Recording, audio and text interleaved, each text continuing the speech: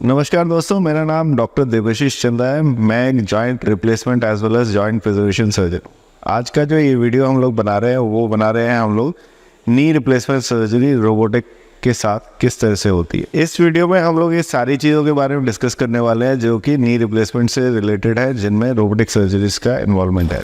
हमारे पास रोबोटिक आने के बाद क्या सर्जरीज में इम्प्रूवमेंट आई है उसके बारे में मैं आपको बताऊंगा, और रोबोटिक सर्जरीज क्यों आगे का ट्रेंड होने वाली है उसके बारे में भी बताऊंगा। रोबोटिक नी रिप्लेसमेंट सर्जरीज में क्या क्या होता है उसके बारे में भी डिटेल डिस्कशन करने वाला हूं। अगर आपको ये वीडियो अच्छा लगे तो do like and share and हमारे चैनल को सब्सक्राइब करना भी ना भूलें।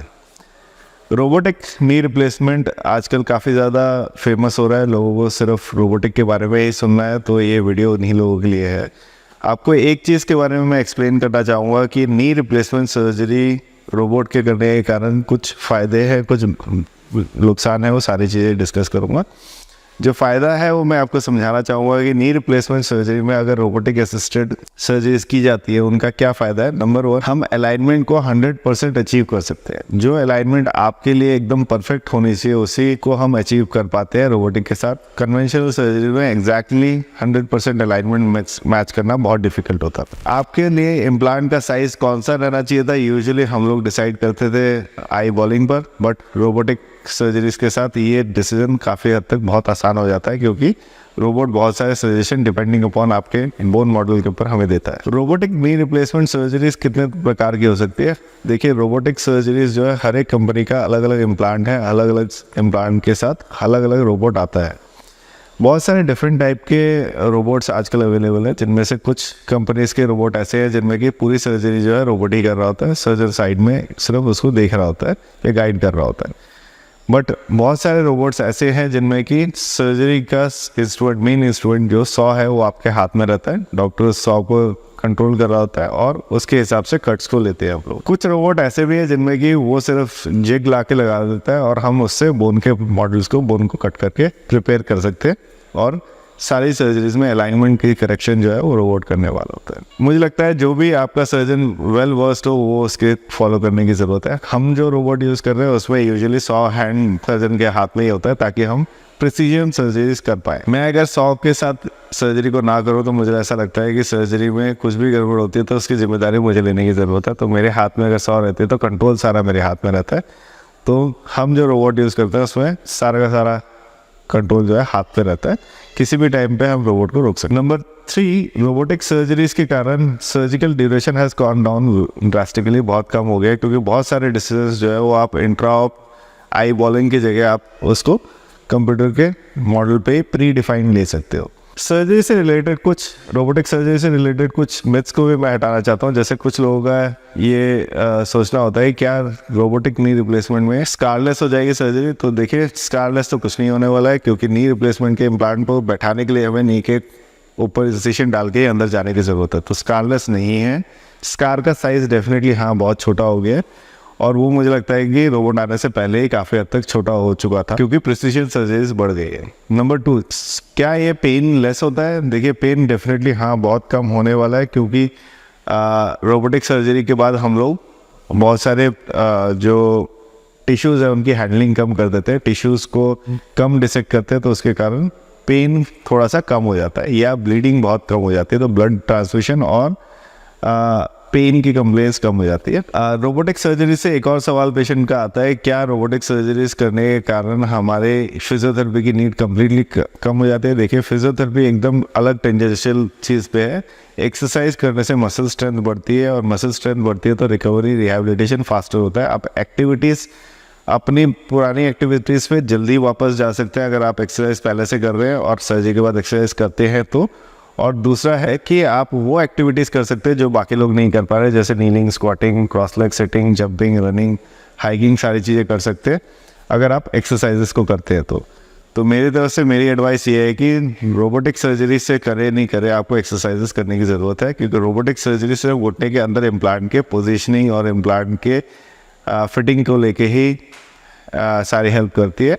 मसल्स पे उसका कोई इफेक्ट नहीं होता, तो मसल्स को स्ट्रेंथन करने के लिए एक्सरसाइजेस की ज़रूरत है। तो ये एक बहुत बड़ा मिथ है कि रोबोटिक सर्जरी कराने के बाद आपको एक्सरसाइजेस की ज़रूरत नहीं होने पाई, तो ऐसा नहीं है। इसके अलावा और क्या प्लस पॉइंट्स हैं रोबोटिक सर्जरीज़ का, मैं ये आपको बता देता हूँ कि रोबोटिक सर्जरीज़ में आप बहुत सारी चीज़ों को प्री डिफाइन कर सकते हैं। जैसे कि मैं ये देखना चाहता हूँ कि पेशेंट की अलाइनमेंट कितनी एग्जैक्टली ज़रूरी है। जैसे कि ज़रूरी नहीं है कि आपको 0 अलाइनमेंट पे ही आना है, 2 डिग्री वायरस देने की ज़रूरत होगी। जो फैटी पेशेंट्स है, अगर मैं उनका कंप्लीट न्यूट्रल अलाइनमेंट पे ले आऊँगा तो थाई टच होने लग जाएगी, चलने में डिफिकल्टी होगी, तो उन केसेस में हम लोग 2 डिग्री अलाइनमेंट तक लेके जा सकते हैं, वायरस अलाइनमेंट तक लेके जा सकते हैं, ताकि उनके थाइस को टच ना हो। तो ये सारी एडवांटेज है जो हमें रोबोटिक सर्जरी के साथ मिलती है।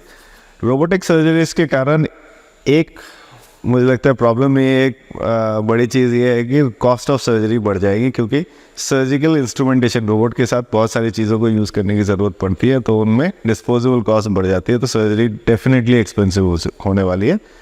बट अगेन अगर हम टेक्नोलॉजिकल एडवांसेस कहीं पर भी ऐड करेंगे तो डेफिनेटली उसका कॉस्ट बेयरिंग कहीं ना कहीं पेशेंट के ऊपर ही आने वाली है। तो कॉस्ट रिलेटेड थोड़ा सा डिफरेंसेस डेफिनेटली आएंगे। कौन से इम्प्लांट्स आपको यूज़ करने चाहिए, मुझे लगता है कि रोबोटिक सर्जरी एकदम रोबोट स्पेसिफिक इम्प्लांट ही है। जिस कंपनी का रोबोट है उसी कंपनी के इम्प्लांट यूज़ कर सकते हैं। इम्पोर्टेड इम्प्लांट्स जैसे जो कंपनीज हैं उनके रोबोट्स में क्वालिटी ऑफ इम्प्लांट जो है इम्पोर्टेड लग जाता है, तो मुझे लगता है कि एटलीस्ट उनमें क्वालिटी कॉम्प्रोमाइज़ नहीं होता है। इंडियन इम्प्लांट्स का क्वालिटी की बातें जैसे हम बोले कि कितने साल चलेगा, वो 30 साल चलेगा या 35 साल चलेगा, तो वो आगे रिपोर्ट्स ही बता पाएंगे, क्योंकि बहुत सारे इम्प्लांट्स जो है नए हैं, 4-5 साल पुराने हैं, 10 साल पुराने हैं, जिनके 30 साल के रिजल्ट आने हैं बाकी है। इम्पोर्टेड इम्प्लांट्स, अमेरिकन इम्प्लांट्स में क्या है कि ऑलरेडी उनके 30 से 35 साल के रिजल्ट हमारे सामने है कि उनका 90-95% सर्वाइवरशिप है। उनके रोबोट्स के साथ सर्जरी अगर की जाए तो सर्वाइवरशिप इम्प्लांट का जो है एटलीस्ट हमें ये पता है कि वो 30 साल टिकने वाले हैं। इसके अलावा एक और चीज़ रोबोटिक सर्जरी के कारण ये हो रही है, क्योंकि टिश्यू हैंडलिंग कम हो रही है, तो फ़ायदा ये मुझे वाला है कि अर्ली रिहेबिलिटेशन, मतलब कि same day standing walking and next day discharge होने की पॉसिबिलिटीज़ जो है वो बढ़ गई है। सर्जरी के बाद पेशेंट को हम अगले दिन भी डिस्चार्ज कर रहे हैं पेशेंट्स को। सो सर्जिकल कॉस्ट हॉस्पिटल स्टे के साथ कम हो जाती है। तो मुझे लगता है कि ओवर लॉन्ग रन अगर हमारी सारी चीज़ें सही चलती रही तो रोबोटिक सर्जरी से इवन कॉस्ट भी ऑन टर्म्स ऑफ स्टे कम हो जाएगा, तो उससे भी प्रॉफिट पेशेंट को मिलने वाला है। बट रोबोटिक सर्जरीज डेफिनेटली आज के दिन पे एक्सपेंसिव है, क्योंकि रोबोट की कॉस्ट प्लस जो डिस्पोजेबल कंज्यूमेबल्स यूज़ होते हैं उनके कारण रोबोट की कॉस्ट जो है वो एक्स्ट्रा ही पड़ने वाली है पेशेंट्स को। सो ये एक रफ एस्टिमेटेड है, करीब करीब 50 से 60 हज़ार से लेके 1 लाख रुपए तक का खर्चा आपका एक साइड के नी रिप्लेसमेंट में बढ़ने वाला है।